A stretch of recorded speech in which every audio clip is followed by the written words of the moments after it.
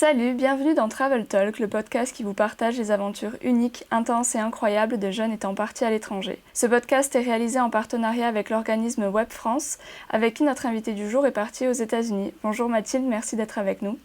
Bonjour. Est-ce que tu peux te présenter en quelques mots et où est-ce que tu es partie? Bien sûr. Du coup, donc je suis Mathilde. Je suis partie en programme high school avec Web, du coup, aux États-Unis pendant une durée de 10 mois.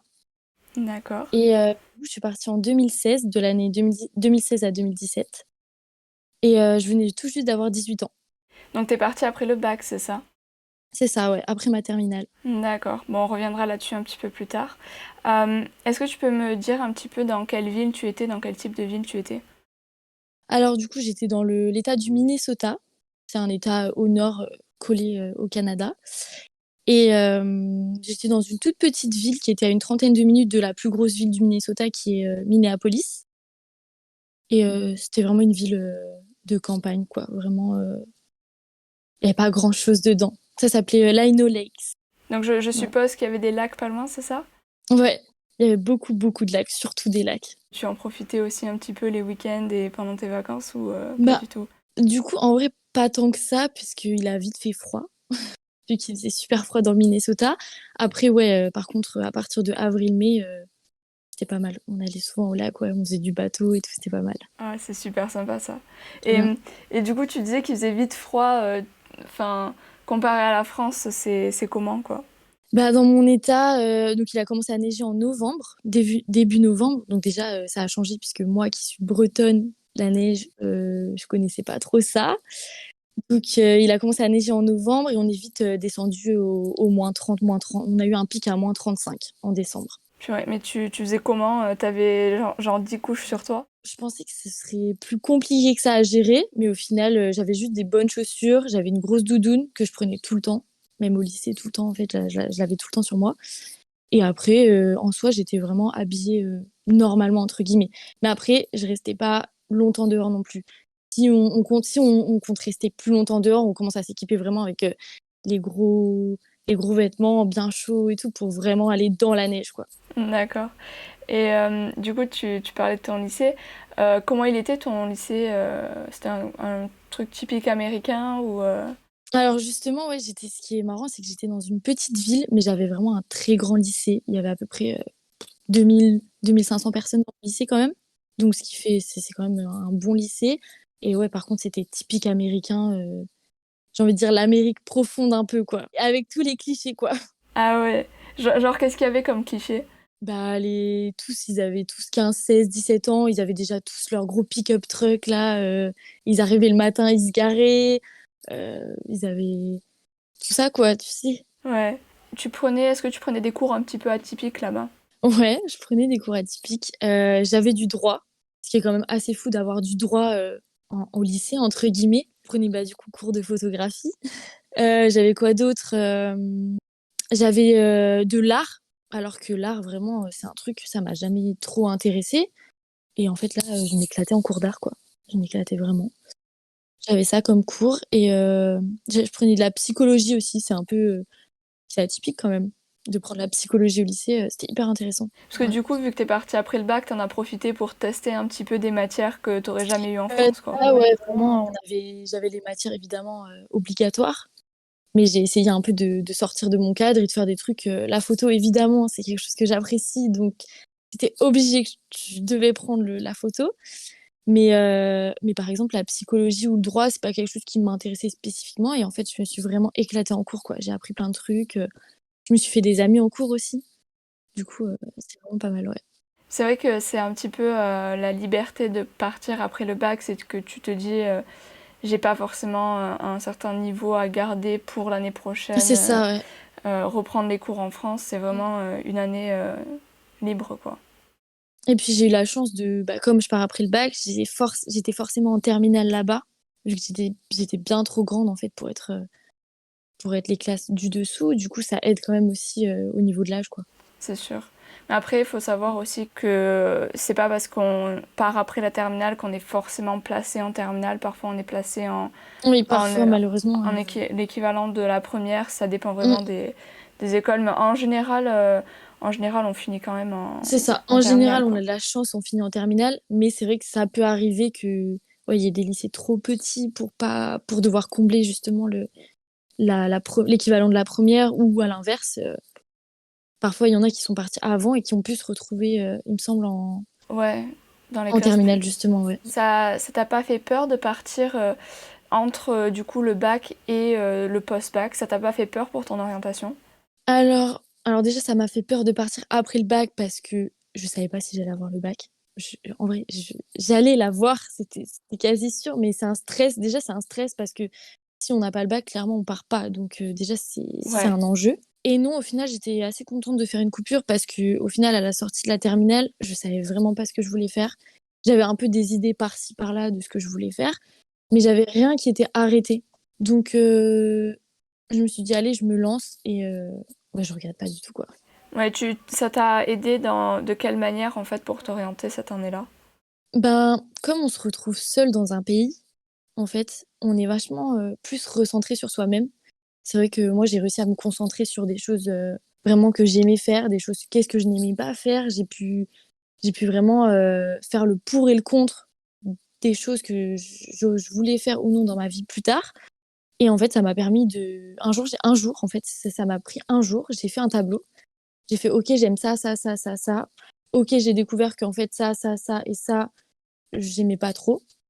Et en fait, de là, ça m'a aiguillée un peu dans ce que je voulais faire et j'ai trouvé ma voie aux États-Unis au final.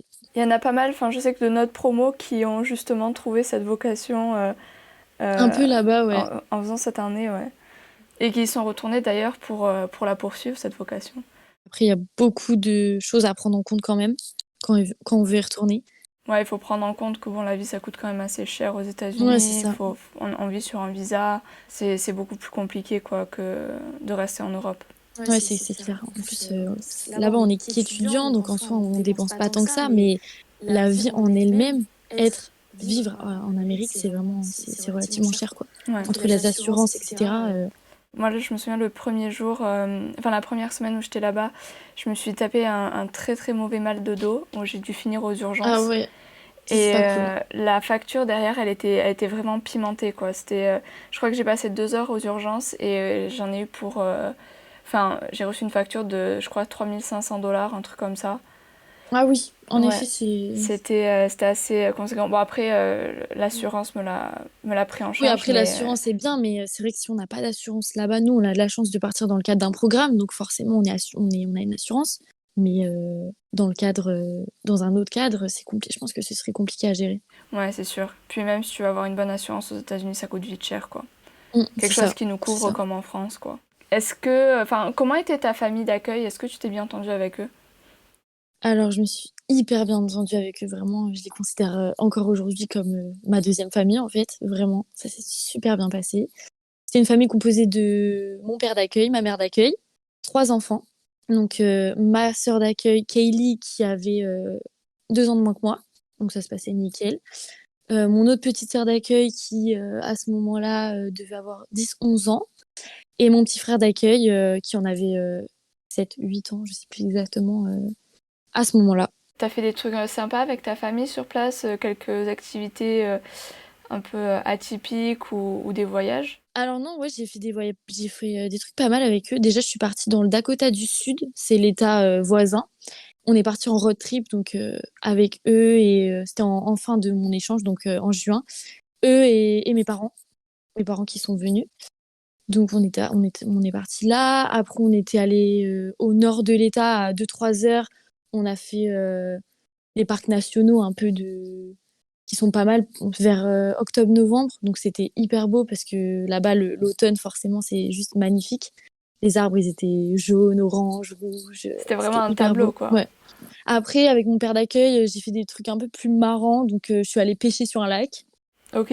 Il allait souvent pêcher, donc c'était hyper marrant de scier en gros, la glace, c'est une très grosse couche de glace. Donc il fallait vraiment scier la glace, faire un rond comme ça, et en fait mettre sa canne à pêche dans le trou on venait de scier, quoi. Waouh, c'est assez unique, ça. C'est pas ça que tu vas voir en Ça, France. ouais, c'est ça, c'est assez unique, surtout qu'on était dans des petites maisons qui sont sur le lac.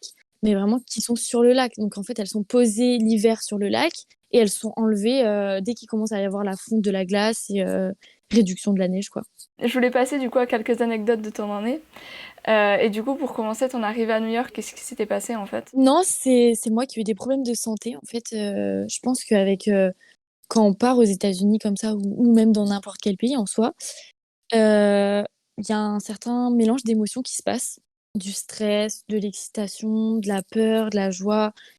Et je pense que dans l'avion, j'ai eu beaucoup, beaucoup de stress. Et de là, en fait, j'ai contracté une infection urinaire, tout simplement. Oui, Sauf qu'en fait, je l'ai contracté dans l'avion, donc avec l'altitude, etc. Le fait qu'on soit pas très bien hydraté dans l'avion, elle s'est un peu empirée. Donc, du coup, je suis arrivée à New York. Je suis partie avec une fille à New York, une autre française. ouais. Donc, on était toutes les deux dans l'avion. Mais du coup, en débarquant de l'avion, j'ai dû débarquer en chaise roulante. J'ai dû traverser l'aéroport de New York en chaise roulante parce que c'était impossible pour moi de marcher, tellement je souffrais en fait. Je souffrais vraiment. Et du coup, bah, en fait, quand j'ai rencontré tout le monde, puisque du coup, il y avait des étudiants en échange qui venaient d'un peu partout, on y avait des Belges, des Italiens, des Espagnols, on était pas mal. Et ben en fait, ben moi j'étais là et en fait j'ai subi Et et t'es même pas allée à malheureusement, l'hôpital ou quoi? mais en fait le problème qui se pose, c'est que enfin les coordinatrices qui nous ont reçus, du coup les coordinatrices américaines qui nous ont reçus, elles ont un cadre à suivre. C'est-à-dire que tel jour il faut faire ça, tel jour il faut faire ça, tel jour il faut faire ça à telle heure. Ouais. Et malheureusement pour moi, ce cadre, il fallait suivre que je sois malade ou non, en fait. Et elle pouvait pas prendre la responsabilité ni de me laisser à l'hôtel, ni quand on prenait le bus, j'avais pas le droit de rester dans le bus non plus. Donc ça s'est empiré, ça s'est empiré. Et en fait, le soir, on est arrivé à l'hôtel vers peut-être 21h, 22h. Et c'est là que j'ai appelé Web France. Du coup, eux qui ont su directement gérer le problème. Franchement, ils ont été top à ce niveau-là parce qu'ils ont été réactifs vraiment instantanément, alors qu'il y avait le décalage horaire, etc. Ils ont été instantanément réactifs. Et en fait, ils ont été hyper réactifs. Et le temps que je les appelle, en fait, les coordinatrices, elles s'étaient fait un peu passer un savon parce que laisser traîner une infection urinaire, c'est quand même assez dangereux en fait pour le corps, les reins, etc. Et en fait, elles sont arrivées dans ma chambre d'hôtel, elles ont toqué vers 23h30, minuit, et elles m'ont emmenée aux urgences. Et après, ça s'est arrangé, ton affection Après, urinaire. petit à petit, ça s'est arrangé, c'est ça. Ça s'est arrangé difficilement, mais doucement, mais ça s'est arrangé. Mais ça s'est arrangé, c'est le principal. Bon. Mais moi, j'avais eu du coup, quand j'étais partie aux urgences la première semaine, c'était pareil, c'était une réaction un petit peu émotionnelle, quoi.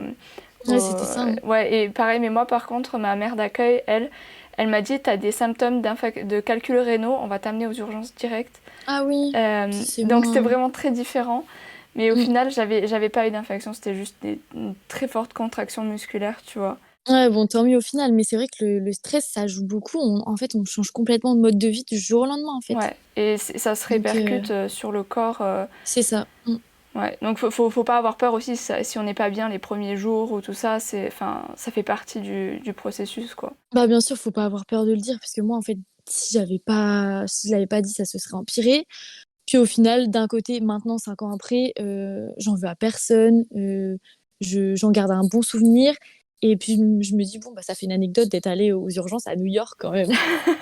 C'est C'est clair, assez c'est marrant, clair. quoi. Il paraît que tu as rencontré ta famille d'accueil dans des circonstances assez particulières, assez inédites, on va dire. Oui. Où est-ce que tu les as rencontrés, en fait? Je les ai rencontrés dans un restaurant à Paris, la veille de mon départ aux États-Unis. C'était prévu ou pas du tout? Je m'explique. C'était prévu, en effet. En fait, eux, ils faisaient des vacances en Europe. Donc, Italie, Espagne, France. Ouais, Et en fait, ils savaient que avant d'arriver dans le Minnesota, j'avais à peu près 4 jours à New York. ouais. Donc, ils ont décidé de prolonger en fait leurs vacances, eux, en France, pour arriver en fait à peu près en même temps que moi. Donc, ils ont décidé ça. Sauf qu'en fait, pour prendre l'avion le 31 à Paris, vu que je suis bretonne, je suis arrivée le 30 à Paris. Et en fait, eux, ils étaient déjà là à Paris.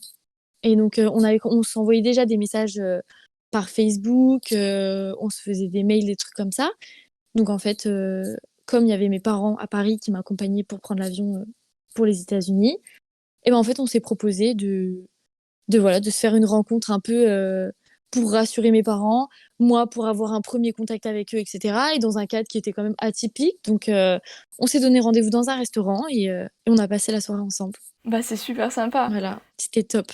Du coup, il paraît que tu as fait un sleepover avec 40 étudiants d'échange. Ah ouais. Comment ça s'organise d'être à 40 pour un sleepover?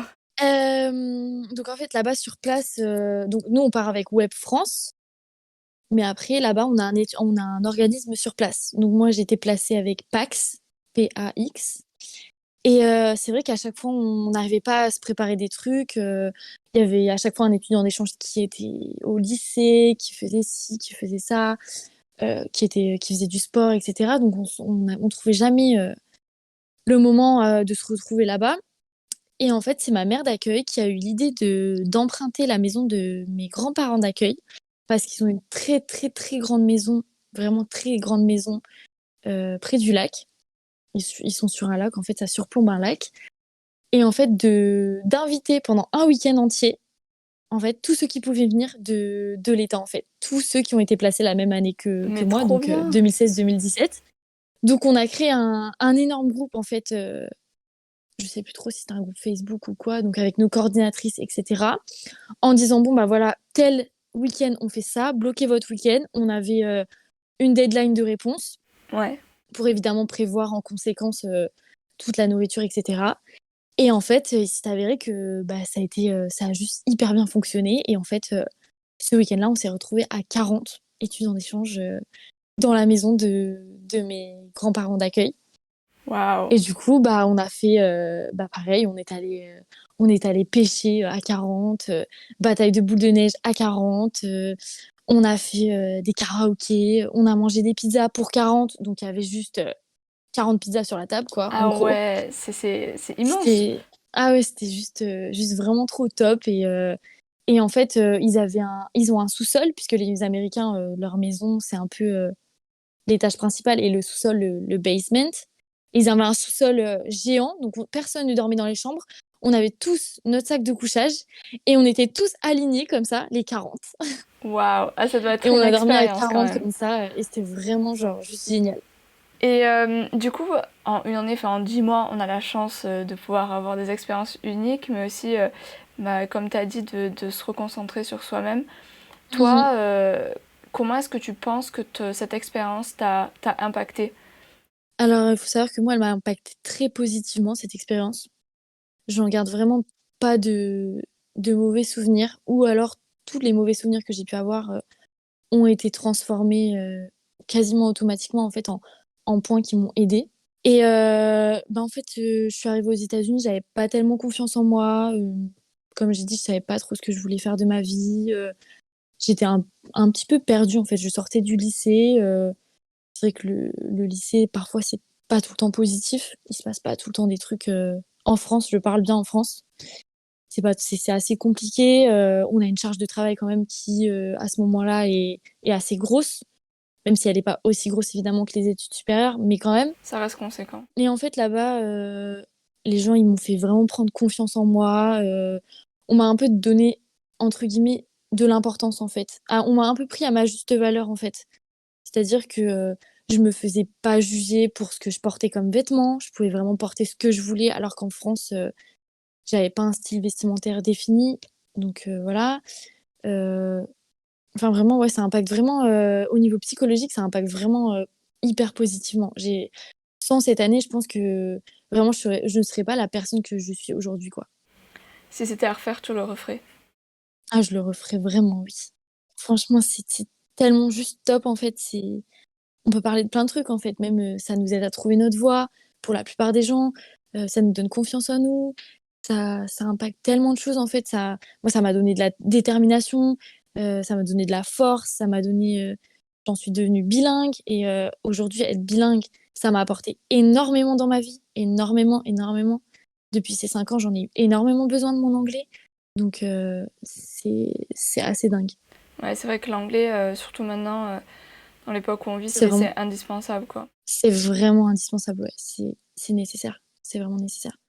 Et au cours de Ouais. ton année là-bas, comment est-ce que tu as géré en fait ton changement de personnalité, ton changement d'approche avec les États-Unis? Bah, c'est vrai que C'est vrai que mon changement, en soi, je l'ai pas vraiment vu, en fait. Je l'ai vraiment vu quand je suis rentrée en France et que là, on a commencé à me dire: «Tu as changé, tu as changé, tu as changé» et j'ai expliqué que oui, j'avais changé, mais que j'avais changé d'une très bonne manière.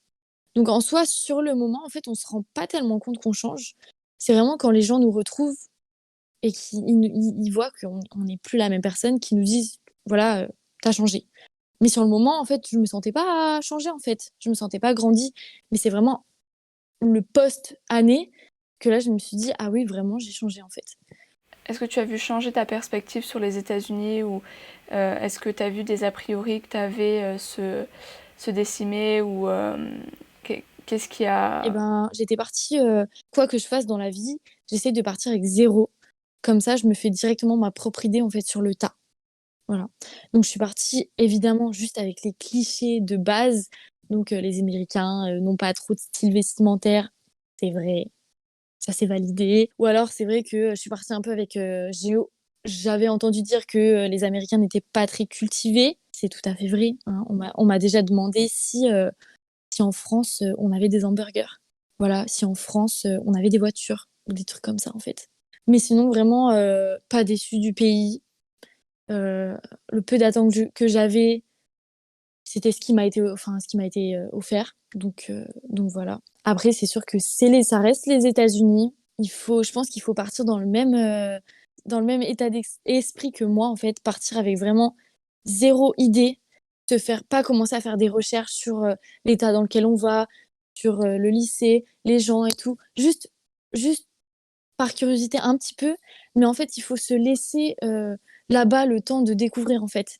Parce que justement, les personnes qui vont partir avec trop d'a priori, ils vont dire: «Ah bah ça, sur internet, je l'ai pas vu comme ça» ou «Ah bah ça, on m'en a pas parlé comme ça» et cetera. Faut vraiment partir avec zéro, arriver là-bas et juste être ouvert à tous les champs de possibilités et vivre à fond son expérience, quoi. C'est vraiment le meilleur conseil que je peux donner.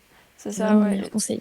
C'est surtout si avant de partir, tu commences à te faire des films sur comment ta vie pourrait être là-bas et tout, C'est ça. ça amène à la déception sur place inévitablement et Mmh mh. mieux vaut vraiment vivre au jour le jour parce que c'est la seule année, je dirais, où tu peux vraiment vivre au jour le jour sans trop te soucier du lendemain Et et de c'est ça, prendre hein. C'est pour chaque ça, minute il qui vient, faut quoi. mmh. Bon, bah merci Mathilde d'avoir partagé ton expérience avec nous. Bah, avec plaisir. C'était Travel Talk, votre podcast réalisé en partenariat avec l'organisme Web France et on se retrouve très vite dans un nouvel épisode.